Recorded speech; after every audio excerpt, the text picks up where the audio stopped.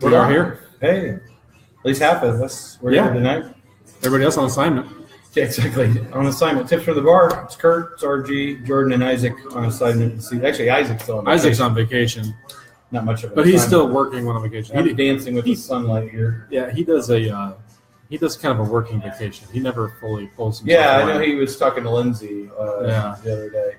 Yeah, hey, Chris Mallman joins us rapidly. He was like waiting to chime. I know. Like we're a couple minutes later, so he was like waiting patiently. So thanks, Chris, and thanks for joining us for Misbehaving Meats tonight.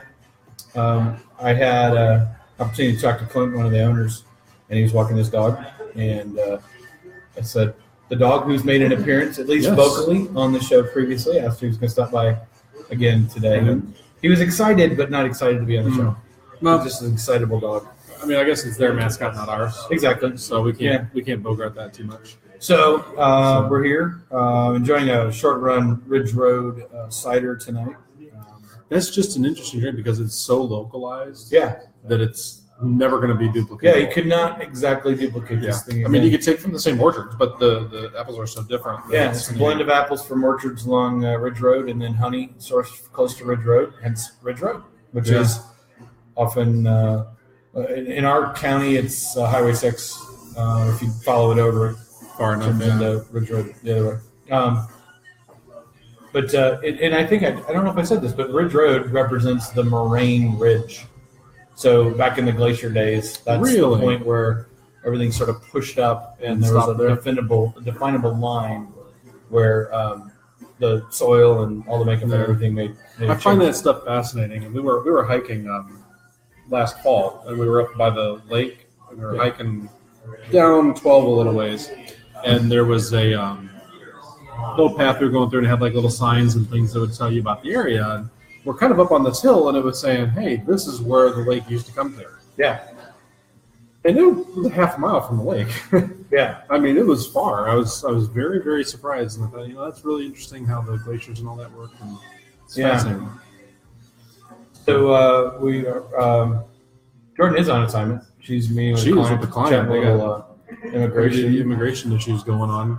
All good, though, it sounds like. So yeah, exactly. Got some work to do. And you and I are here talking a little bit of everything.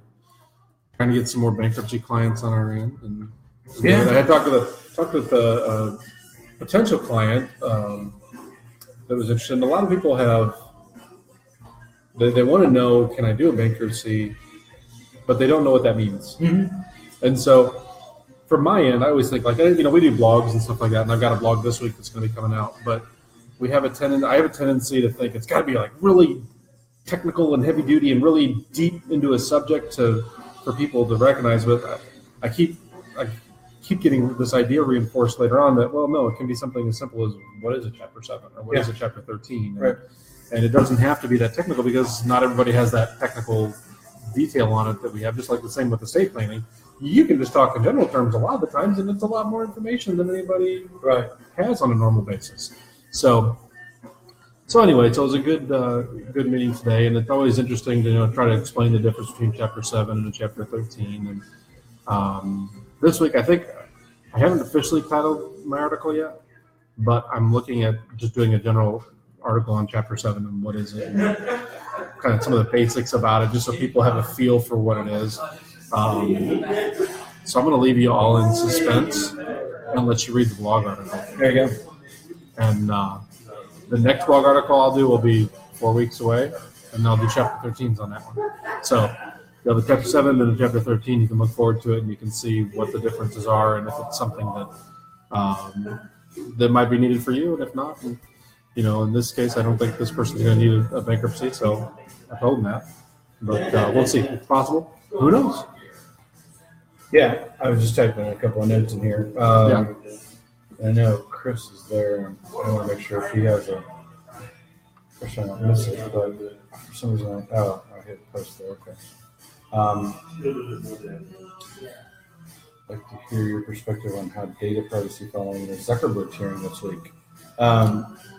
That's going to be Isaac's ballpark. Completely falling off. I mean, Facebook touches so many people. There's Senate hearings going on all the time, but people don't care, right. Including the senators sometimes. If you ever notice, like how many sure they're aren't sleeping. there during They're not there. during the They're hearings. sleeping. You know, Like they have one of their people there, and then they sort of wander in and they go wandering off. But anyway, there's a whole lot of concern about, in general, there's a lot of data being collected. It's interesting that Zuckerberg gets pulled up on this and gets questioned, but they're not huge Google, too. Amazon, all these places are, and not even the big places. There's a lot of small places that passively, they collect your passive data, meaning your IP address, time you're on, how long you're on, page tracking, and things of that nature. The big question is, what are you doing with that, and how secure is it? Now, are you selling it to someone else? What are you leveraging it for internally versus externally? Is it protected so somebody can't hack in and pull all that data? So those are some of the things that are big questions out there. And there's not a lot of places where the law can sort of go exploring into new worlds. This is one. This is one of those. There's no. There's no precedence here. There's no case Think law. about the rubber meets the road. I mean, how many times? Have you went on Amazon just kind of looking around, you look at something, and then you're on another page that has nothing to do with whatsoever, and an ad pops up for that. Right. I mean, that's the data, and that's how fast it is. I mean, it can be instantaneous. I mean, you want to look at this, 3 pages later, it's popping up as an ad for you already because that information comes in, gets sold, and if you click on it, somebody's getting paid somewhere. And so basically, there's a lot of and that's just the basics. There's a lot of pages that'll load cookies, or they'll load like nearly invisible pixel-sized data that you can pack a lot of information. Pixels aren't this big, but you can pack a lot of data into those pixels, and it'll be in an image that downloads to your computer, and then other pages can find that information. Interesting. And so there's this whole revenue product out there called retargeting, and so that's what you're seeing. So when I now go to, I'll go to Amazon. I go to Amazon all the time, and I'm not sure why. Mr. Amazon's not Jeff, whatever his name is, Bezos, hasn't been brought up. I mean, there should have been a panel of people there, or a day spent with all those folks. You remember all the TV shows and stuff and the movies and stuff we used to watch where they were showing like this future technology where someday you'd like walk by a sign, they would do the facial recognition. That actually then it would pop an ad up that's identical to something you're looking for. That's kind of where we're heading, and if it's not already in place in some place, I'm sure it's being tested somewhere. There's real signage where you can go into stores, places, big box stores, and the liquor crystal display, the LCD display that says, here's our standard pricing. It knows who you are, and it will show you pricing. Some of that you self-identify to, and you may get a better price than what the other people are getting. Or they may show you something that complements what you're already looking at. Right. But the retargeting ties into groups like AdClick and I can't believe I can't think of, Amazon and some of these other places, like Google, AdWords. They a place. So I'll go to Amazon and I'll look at something. I'll go to the Journal and Courier website, paper in Lafayette, and suddenly those ads are populated with Amazon ads. Right. Ironically, for the thing I just looked at. Amazing how that works. And what it is that they sell that space to places like AdClick, and I can't remember. There's a handful of big Google, there's a Bing, number of big companies that buy the rights to repopulate that. They don't know where I just was. They don't know where I was just looking, but my computer does. Right. And my computer can be read by that ad, and it will retarget what I was looking at, either today, yesterday, a week before, under the pretense that they don't want me to forget that was what I was looking for. If they were really smart, they'd know I purchased it and stop trying to sell it to me and sell me something else. But that's sort of the gap of where it is right now. But newspapers, forums. I know there's a couple of racing things that I go and visit, and they do retargeting. So I'll see a Best Buy ad or an Amazon ad, or even I was looking at the CLE conference that's coming up, and it actually surprised me that that's one of the retargeted things. So that's what you're going to see, and the amount of data collected to make that happen is just enormous, amazing, and frightening at the same time. But think about all the things. This is not just digital. This is one of the things that I found interesting. think about your grocery store. Yeah. You go in the grocery store, you got the discount card thing, Right. and you say, okay, I'm going to get my discount card. That tracks everything you do, everything you buy. Think about what you could tell from somebody if you knew what they bought all the time. Yeah, exactly. I mean, you know when they're buying toothpaste, you can know how they brush their teeth. And when you should maybe offer them a better deal on toothpaste. And they'll do targeted coupons and things like that. But as long as they keep it in-house, I guess it's one thing. It's if they start selling that information to other places, that's when you get sketchy. I don't know. I haven't watched, I caught just a brief, literally less than 30 seconds worth of that hearing and just didn't really want to sit around and listen to Mark Zuckerberg. It's 2 days. I know. And at some point, the bits that you saw were repeated basically over and over. Sure. And I think I would have prepared a little bit more going into it. Yeah, you think so. But you know what? The only thing I heard something about was that they were collecting data on people with no accounts. Just people that were on Facebook that don't have an account. Really? And there was Are there those that, people? Yeah, I was kind of thinking, what's the percentage of the population that doesn't have a Facebook account? I mean, I guess nowadays, though, it's like Facebook is for old people, according to the young. Yeah. Kids have something cooler, I'm sure. They do Snapchat, Instagram, and all these different I can't believe how much my kids Snapchat. Like my two daughters. I have a daughter at Purdue and a daughter here, and they Snapchat to each other all the time. Yeah. It's like, hey, here's the cat doing something goofy. Boop. Yep. Yeah. They make silly faces at each other. And then they do that with other friends and stuff too. Yeah. I do not have a Snapchat account. I do. It's interesting. I don't know. I've only got a couple friends on there that have it though, so it's not. There's not a lot of communication. Yeah, I that goes on. don't quite understand how it works. I'm not super pasty white because there's right. There's some people I follow online, like Gary Vaynerchuk and some of these different people, and they have these Snapchat accounts, and they'll snap to their story, which is available for 24 hours. So you can actually go on there and you can watch, and then every 24 hours it's like a shipping thing. Snapchat's good. My wife and I call it Snappy Chat. The actual thing that's delivered is a one-time view thing. Unless it's on their My Story, which is a 24-hour thing. So if I do something right now, it'll be available tomorrow until right this minute, and then it'll disappear. But if you watch it, but if I do a direct, like if I just sent you a Snapchat, it's like 3 seconds and then it's gone, or 5 seconds, however long, and then it's gone. Yeah. Or you can do text messages too. And so the thing that I learned that I really still don't understand is they have streaks. It's like you have consecutive days where you've at least Snapchat once. Yeah. Snappy Chat once. Snappy Chat. Wasn't that snappy? I don't know. I grew up with my grandparents, so snappy means dress nice. He looks snappy. Snappy, looking snappy. So yeah, it's interesting because that, as I said, I have said for a number of years that the law is not getting wider; it's getting deeper. Mm-hmm. But there are a couple of frontiers, data, what happens with it, privacy, things of that nature, and the other giant one out there that I could not. If I started to talk about it at all, and we've touched on a couple of times, is that whole cryptocurrency stuff. Yeah, if I want to sound like I'm 83 very quickly, I can start trying to talk about cryptocurrency. It's not. No. Yeah, no. It's no offense to 83-year-olds. No. But you're right. I don't have a relationship with anything that I can even find a foothold with. At some point, it's never going to be a problem until it becomes so standardized and people use it enough that the government feels threatened that people aren't going to use their currency. Well, what I just bumped into and saw, I was standing at a financial advisor's office today, meeting with a client, and there was something about the New York AG has made some sort of filing into cryptocurrency. I didn't get the gist of it, but it was driving Bitcoin down a few percent.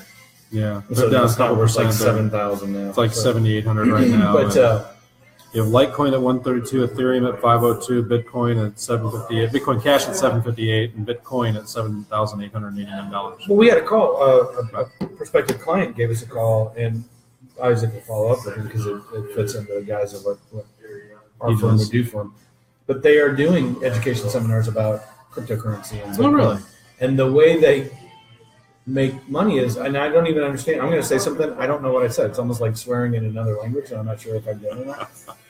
But they mine these cryptocurrencies. Yes. And that's how they make money. Yeah. I'm like, is that like treasure hunting? Kind of. What it is they have their computer set up, and it's running a program. Yeah. And so, again, my limited knowledge, I understand a little bit more than you. Yeah, I'm going to step up, not far, is that their computer gets used by the system to create more. Okay. And by that time that it's on, it generates so much per time. So then they get paid on that, and it's part of that coin. So it's like 1/1000th of a coin per hour or whatever it is. It just, before, now they've got more people doing it. I was talking with a guy probably within the last 3 months that had done that. And he'd made a lot of money doing it because he got on early on and doing the mining for Bitcoin. And it used to be that you used to get a higher amount per time, but because it's limited, now they have more people mining, it takes longer to mine. So it's the production's slowing down. Okay. It's how they create their artificial demand and scarcity and that kind of thing. And it is one of those things like maybe organic chemistry that I couldn't possibly wrap my head around. There's so much to it. I don't have near enough wherewithal and understanding to know what's that. Because then you go into something like Ethereum, which is another one, but that seems to be based on almost like a platform type thing that can be used for other services. So it's very confusing and odd, but unique. It's interesting. But you're right. See, we can get on this chat and they can go, and who the heck knows how far those go. And it's one of those things where I'd like to take. We have CLE opportunities and things. You'll see these things for, but I think my mind would just melt. I just cannot. I don't. There's a lot of things I don't know. And I know I don't know them, but there's some, and maybe other people have this, but there's other things I don't quite know, but I have at least a base foundational understanding of how it exists. This is just, I know Russian better than I know this thing. Yeah. And I very, very little bit of Russian. I couldn't even say little in Russian. But I think that it came about. I could say that. I think it originally started to come about because they were trying to develop a global currency that could be used everywhere without having to worry about exchange rates. Okay. So if I give you a Bitcoin, it doesn't matter whether you're in Russia or whatever, it's worth one Bitcoin. Then they can exchange that into the currency. So it's really like a third man almost. It doesn't seem like it really does anything other than if you're going to go right now and buy something from Russia, you would have to convert the funds. So it slows the transaction down maybe using the Bitcoin speeds the transaction because each party can do their own currency exchange after the fact. Something along that line, but again, I'm not entirely sure. It is amazing. It's one of those fields where if people can get, and I think the challenge is, and I've talked to some financial advisors along these lines, is you have that huge run up. So you have Bitcoin sitting out there, $7,000 or whatever, right? And so people are making really weird decisions about pulling money together and investing in these things. But you get that. Way back in my days as a financial advisor, you get that. Oh, you're always going to have something like that. When it gets going, with something like with gold. I remember back when gold started taking off, and people they save up their life. They've got $1 million, and they want to sell everything and put it all in gold. And it's like, are you out of your mind? Right. No. That was a significant time because the market had crashed so much that people are like, well, look, I had $1 million. I've got 500,000 now. I need stability, so I'm going to put that in gold. But and then of course gold had its big run up to close to $16, $17 or whatever. And back, I don't even know what gold is at. It's fallen back. I think it's hovering around. Was it last time? It was like 11 something. Yeah, 11, 12, something like that. So, I was over Crown Point. This is our law. Right, we're kind of chatting. And I'm gonna make a rough segue into when I was standing in the lobby of this place, and that's where I saw this conversation about Bitcoin being off a bit because of the New York AG's activity. Just a snapshot headline sort of thing caught my eye.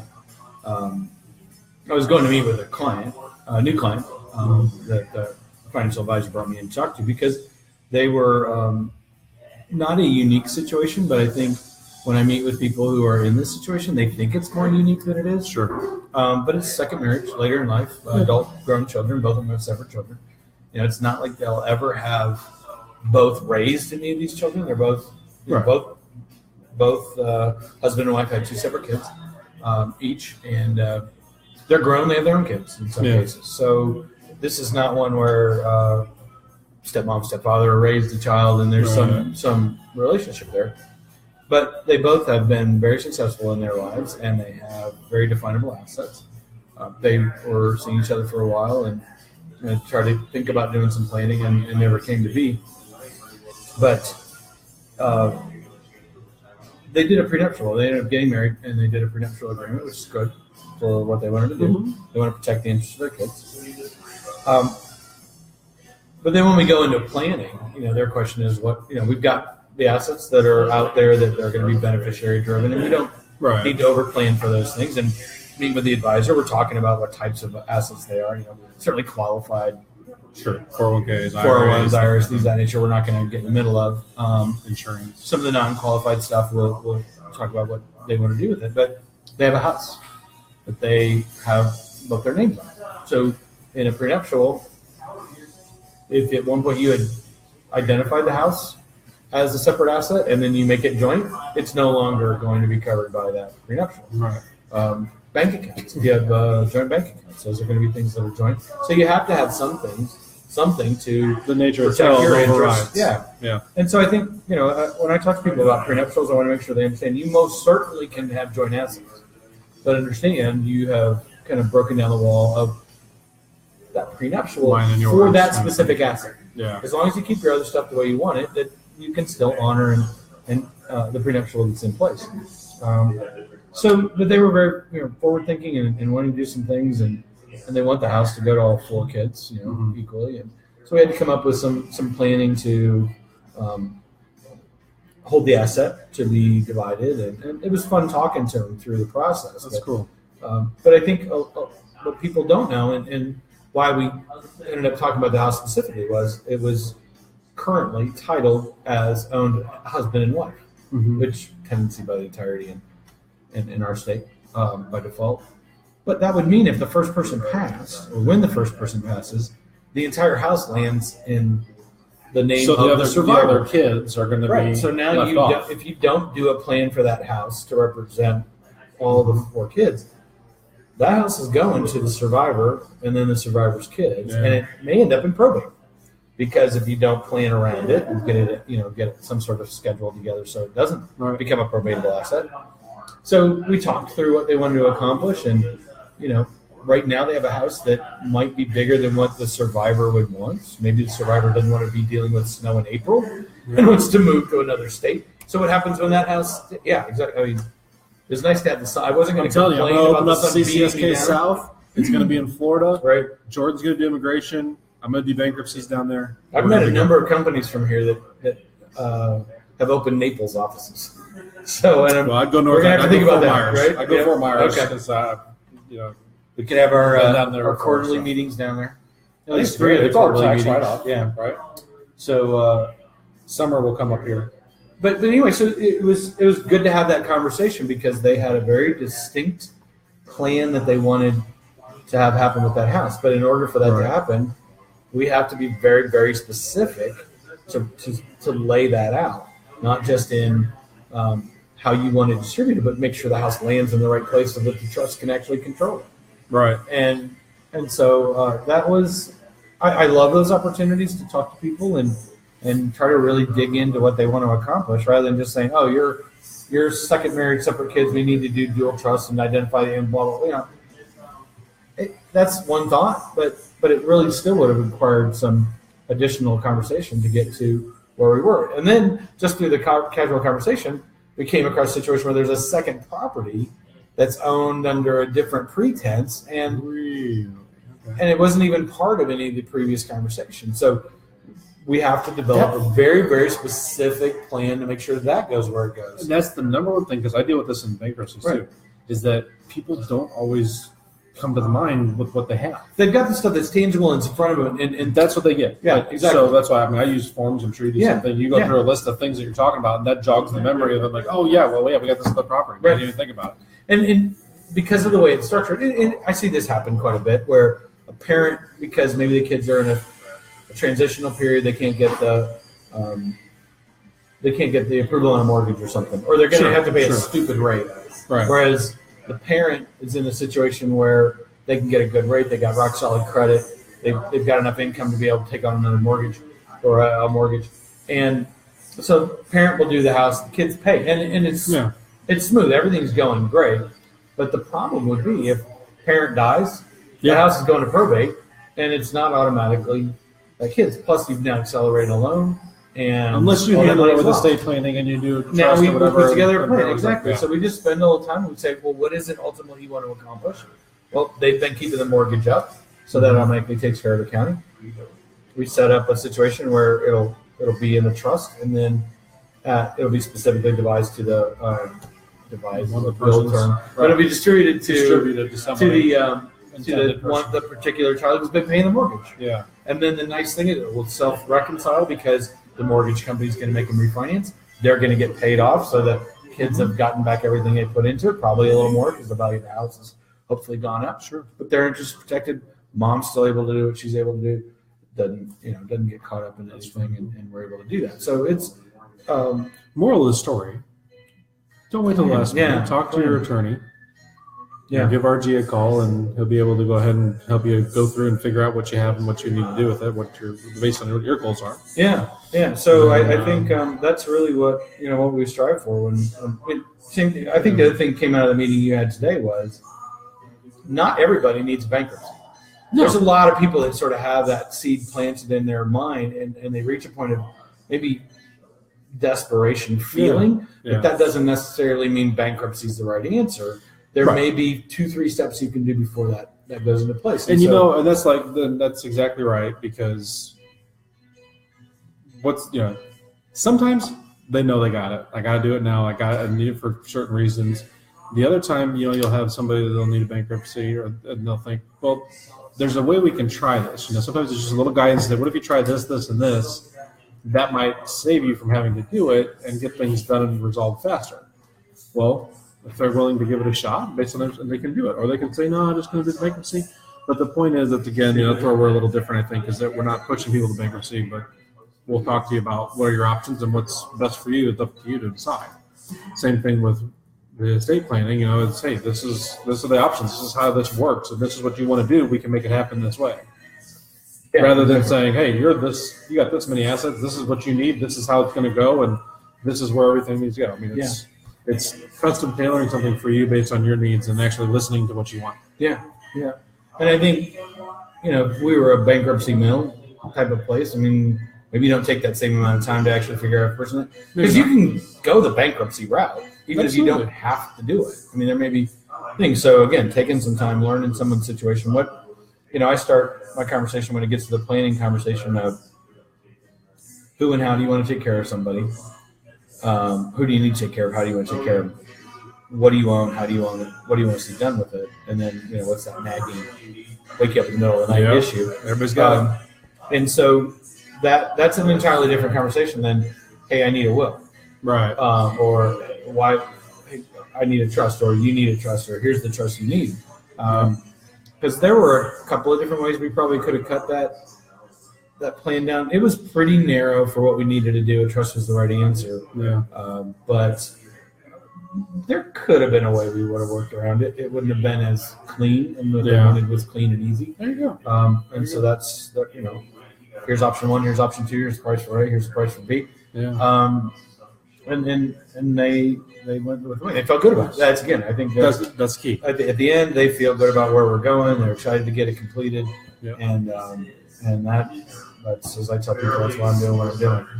If you're interested in seeing a different side of law, give us a call here, or go. You can call us at 219-230-3600. That's one way to get to us. CCSKlaw.com is probably the fastest and most at your leisure easy time. form to find. You can drop your question right on that website. Absolutely. If you're watching this video later and you want to pop a question on, we usually get back to checking on those things within a couple of days. So, although if you drop this a few days after this and you put it on there, we might not get to it right away. Yeah, I mean, that's what I said. Maybe a day or so before we get to it. So if you want an answer right away, you want somebody to talk to, go to our website. Yeah, CCSKlaw.com, and the form's right there on the page. You can give us a quick question. We get it to the right attorney. There are times that we get something that we don't cover, and we'll let you know that. But but for the most part, we're still going to getting get the right people, and someone will get back with you relatively quickly. So appreciate you taking some time to watch us. Again, Kurt and RG with Isaac still, I don't know where he is, someplace south. Vacation. He's in the warm weather. Warmer. He's at 75, I think, this morning. Wow. Happy birthday to him if you follow him on Facebook. There's a nice picture with him and a couple of nephews celebrating his birthday a little bit late. So and Mr. Jordan as well, who's working with a client. I mean, again, that goes to us. I mean, we'll meet with people in the evening, and if that's what we have to do, and we don't keep hours normally. Not normally in the evening. Special circumstances. This is a special circumstance for us. So. Yeah, exactly. That's what somebody needs, and we'll do what we can to work it out. So thanks again for watching. Let us know if we can help you. Have a great week. We'll be back Tuesday next week, 6:30. See you then. Thanks.